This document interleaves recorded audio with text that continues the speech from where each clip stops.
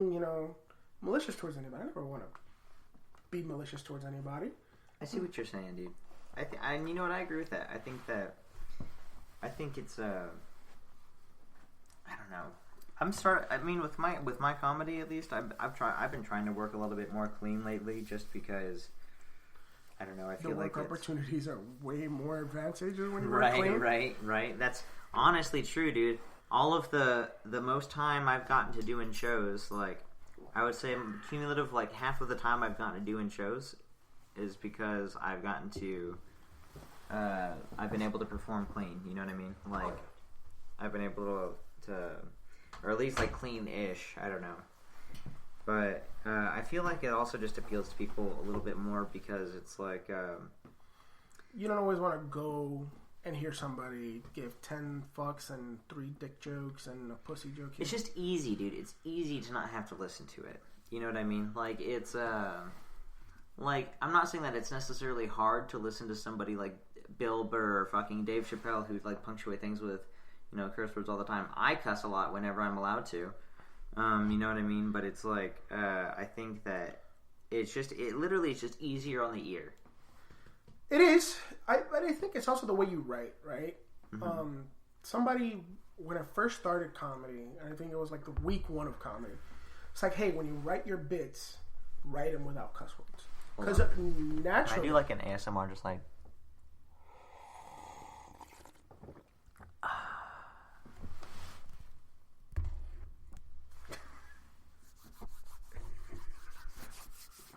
Gonna annoy the shit. Is he rubbing his palms together? Hold on. There we go. That just happened. Fuck, hold on. Oh, we did it at the same time. That just happened. You never know what's gonna happen here at Corneo Cast, especially when Jordon Yates decides to come on. Yeah. So somebody once told me, when I first started comedy, I don't even remember. Like I haven't seen him since then. It was like to write my bits, but try not to cuss when I'm writing my bits. Yeah. Because like you're gonna add the punctuation, on stage. I heard like don't write fuck into a bit because then you're gonna overfuck on a bit. Right. I heard on another podcast. Hey, podcasting, amazing right? thing. Shout out Pete Holmes, and I think it was actually Jim Gaffigan. How he was talking about how he actually started off as like a pretty dirty comic. Like that was kind of like his deal. And then he eventually just like wasn't. And you hear everybody that does clean comedy that's like a serious comedian talk about like you can it's like you can give the energy of fuck without saying it. Yeah. And, like you don't have to fuck! Right, exactly. But like but then you got comics that are so successful like Kinnison. Yeah. So he says, fuck you to all that. That's true, dude. That's true. And you know what? I think it's all a matter of taste. And there's something that appeals like, dude, people... I have clean and dirty versions of a lot of my jokes. Yeah. And I can tell you at least one of them. I get, like... I seriously, like... I will tell the clean joke and get, like, modest laughs. And, I'll tell the same dirty joke to the same people later, and it kills. And it's like... It's kind of frustrating that it's like, because it's like, oh man, I have something that I could be using to make myself funnier, but then at the same time you're like, am I also giving myself a crutch? Yeah, I feel that. Like right now, I don't know if I'm working on the bit for like my rock bit, and I've tried it clean, I've tried it dirty, euphemisms for the word penis, and euphemism for the word penis. Strudel. I feel like that's that's a loose porn title. Just like they're like, what are we gonna call it? The working title is euphemisms for the word penis. It's definitely a gay porn. It's definitely. It has to be a gay porn. With there's penises in a lot of other types of porn. There is. But a euphemism of a penis is definitely a gay porn. Euphemism of a penis. That's funny. And it's just like dildos of things that are, this dude is literally like... With the one chick with the best rack strapping on. Wait, what? Where's she coming from? going there. We're going there. We're going there. I have a more familiar idea of your porn history search. We'll talk about that later. We'll talk about that later. Anyway. Sorry, Mom. It just happened. Well, all 400 listeners of ours. Oh, man. All 400 of y'all are somewhere. Oh, you're going to write that down. No, something different. I just thought of something, and I don't want to give it away here because I don't want to give say it it away. on Just stage. Write it down. I know. Write it down. I'll tell you after this. It's all good. Oh, man. So how'd you get started in comedy, bro? Excuse me. Coffee burp. It's coming. Hold on. It's coming. It's like stuck. Do you need me to scratch your throat a little bit? Scratch my... I can let down my pants right now. There it goes. Hey, ooh. That was a good one. That was visceral. That was visceral. that was like meaty. That was like a... That was a lip smacker. That one started off light and then on really strong. And that's how I got into comedy. Hey.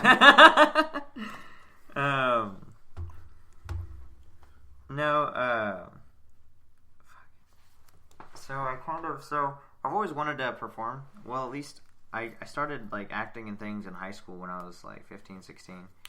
I was in a tech theater class and they needed dudes to audition for a musical, and I got like one of the like main parts. It was Hairspray, and I got to play the dad.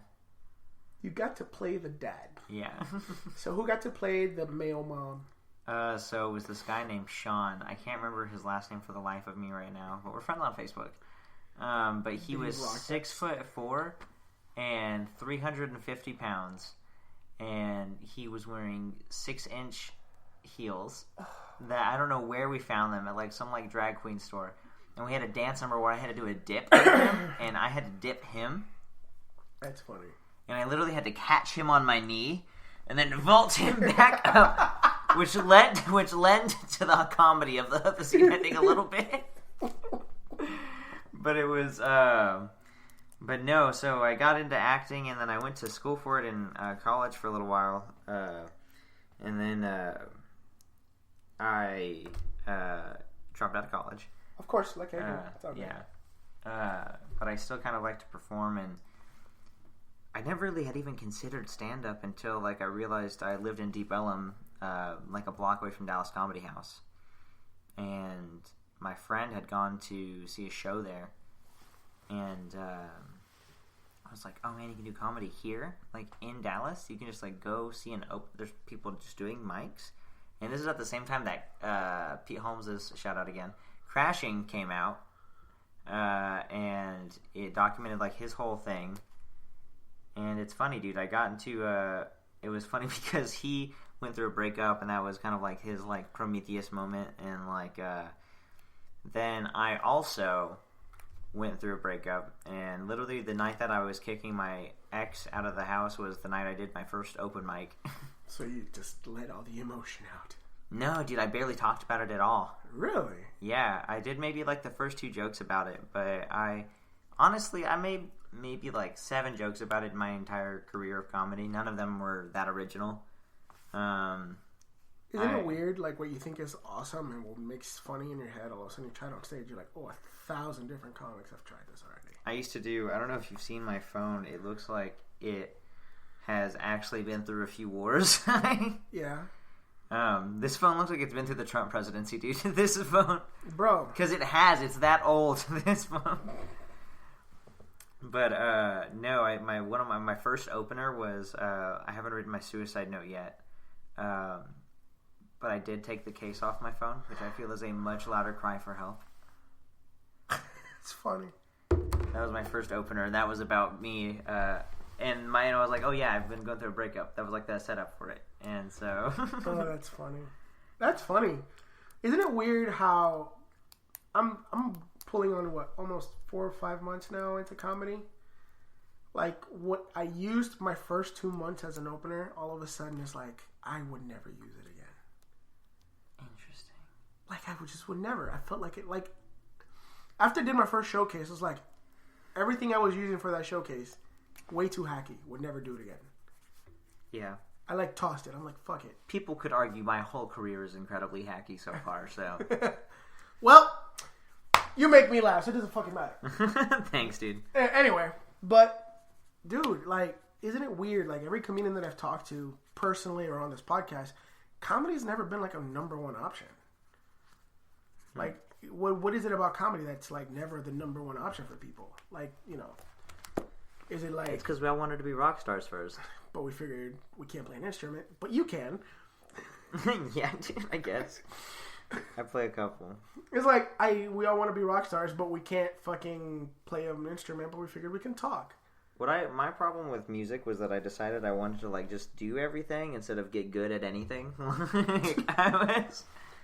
Like, I want to produce, I want to play, I want to perform. I don't have enough time to get good at any of that. Right.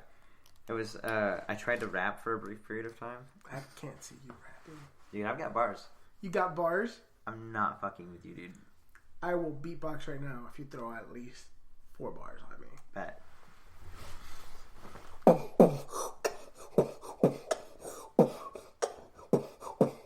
My notebook is a dope book, getting high on what I wrote, but wrote and writes in my paper so I can choke you on my smoke book, cause you won't look at my altar cause it's holy, and they told me I'm a god so you can blow me. Sacrifice yourself to show me that you wanna be my homie. You don't even know me, phony friends is what I do with that. My crew is tight, I see them, the pussy tight, I eat it out for good bitch, so she scream and shout. Made me, I was gonna keep going, bro. That's dope. That's dope. I cannot rap to save my life. I cannot rap to save my life. Dude, try it. I feel like it's like a good... I still practice. I still like put on just like beats and try to freestyle in the car. Just to like keep my brain loose before I write jokes. Really? Yeah, man. Because it's like it makes you do word association. Like it makes you try to think of things outside of the box a little bit, I feel like. That's interesting. Because it makes you like put shit together that you wouldn't necessarily put together. Like, I don't know how to... You know what I do? At least to help me start writing? Mm-hmm. I'll just write a story. That makes no fucking sense. Yeah. Just write a story. Like, I've always been... I suck at writing. My grammar fucking sucks because Spanish is my first language. Yeah. Just write a story. I have a theory that comedy is all metaphors, dude. It is. Oh, it 100% is. But I just write a story. Let it be something I remember from my childhood, some dumb shit I think about Trump, or... Monica Lewinsky sucking my dick. Like, I'll just make up this stupid ass story. I write it down just to warm up my brain. Okay, so you know how she's like a advocacy for like anti-bullying person now? I was listening to this podcast, and literally the first like 6 minutes of the interview were them just like, "Hey, are you comfortable? Are you comfortable right now in this interview? I just want to make sure you feel safe." And I guess that's not a bad thing. Like, it's cool that she feels comfortable and safe. But it was like, they had never introduced any other guest that way. You know what I mean? That's weird. That's what I'm saying. Like, they never like, "Hey, are you safe and comfortable here before we get started?" Like, they usually just start talking. But no, it was like, they were like, and I was like, "Hey, okay. Jordon, are you safe and comfortable here?" Honestly. A little bit. Not really. Now that the dog is gone, I'm questioning it. You're questioning it? Well, he wanted to leave. He was pawing at the fucking door, so. He was like, this dude is too excited about letting me lick his ears. He's like, I'm done with this. Anyway. He's like, fight for it a little bit. Like. like. Anyway. But, dude, like. What were we talking about? We went on a fucking tangent. I'm sorry, I have this effect on people. No, you do. It's crazy. We started here, then we started beatboxing. Oh yeah. You got into comedy because of a breakup. You had hacky material because of a unbroke. You don't have anything on your phone now. Yeah. But by the way, I know a guy that knows a guy. You know what? This is terrible. I'm about to get kicked off of my parents' phone plan. And oh my god, you're gonna be a real adult now with your own phone. Oh yeah. How does that feel? I don't know. I don't know that I really care that much. It's just another bill. Like, the idea of bills is just kind of like, okay, I gotta work more now, I guess. Yeah. And so, which the only disappointing part about that is, like, I can't do it, is, like, the idea of not being able to do as much comedy. I'm trying to let this get me paid as quickly as possible so I can just, like, focus on...